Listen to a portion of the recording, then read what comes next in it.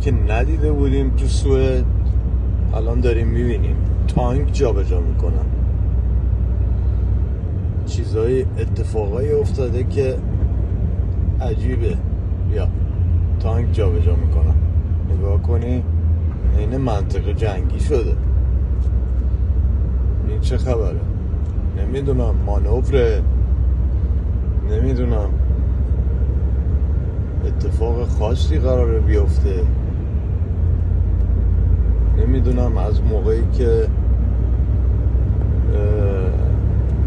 سوئد رفته توی عضو ناتو شده،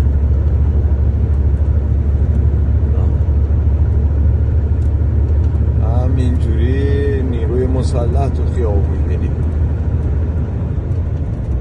یاد جمهوری اسلامی افتاد خدایی. یاد روزای جنگ، اهواز و خوزستان و آره. اینم از این قسمت فیلم گرفتم که